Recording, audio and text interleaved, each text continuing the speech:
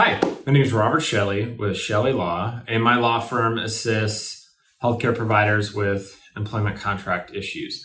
Today I'm going to talk about how do you calculate tail coverage. So, if you are a provider and you've signed an employment agreement or independent contractor agreement perhaps, it's going to state who is responsible for the malpractice insurance, and then if it's a claims-made policy, who's responsible for paying the tail coverage expense. So there are three types of insurance utilized for healthcare providers. One would be claims-made, which you do need tail insurance. The second is occurrence-based coverage, where tail insurance is not necessary.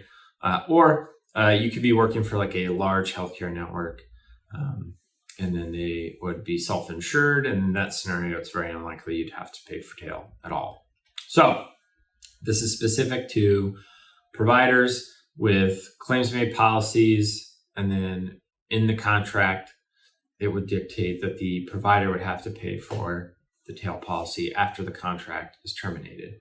So the easiest way to calculate a tail cost is just to take your annual premium. And so the annual premium is simply how much it costs to insure you on an annual basis, and then you would just multiply that times 2.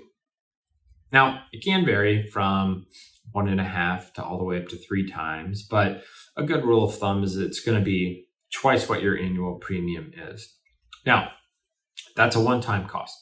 If you have a tail policy for, let's just say it's a 3-year period, there would just be an upfront cost, and that would cover the entire 3 years. You don't have to pay on a yearly basis.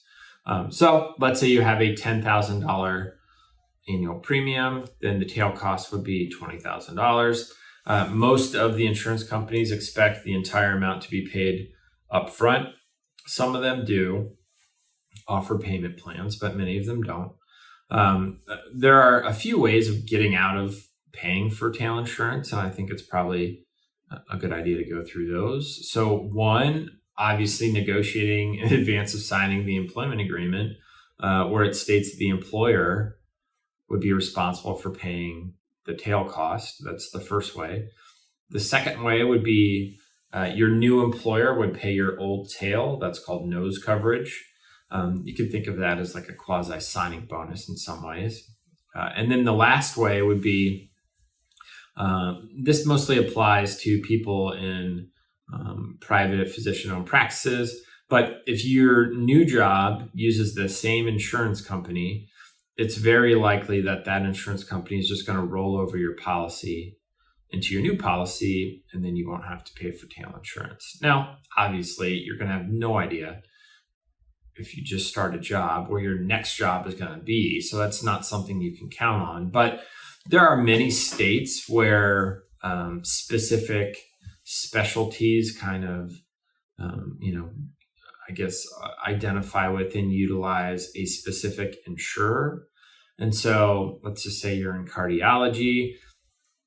There might be an insurer that's, caters to the cardiology market. And that way, it might be more likely that if you were to switch into another physician-owned group, that you would have the same insurance company, but it's certainly not something that you can bank on.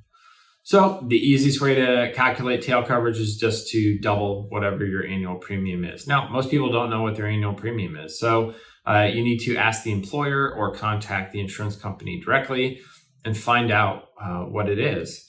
It's going to vary depending upon what state you're in. You could be in the same specialty in one state and move to another, and the tail cost varies significantly.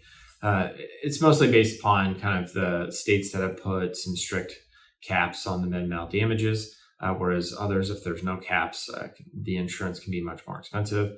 Texas, for instance, is a pretty physician-friendly market for insurance, much less expensive than in other states.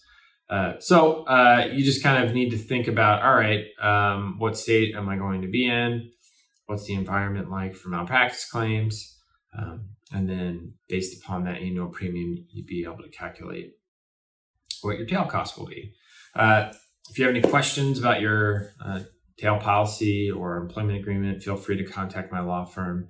at the phone number listed below in the description, or you can reach us through our website, shelleylaw.com. If you thought this video was helpful, please like, subscribe to the channel. We release videos every single day. All right, appreciate it. Thanks.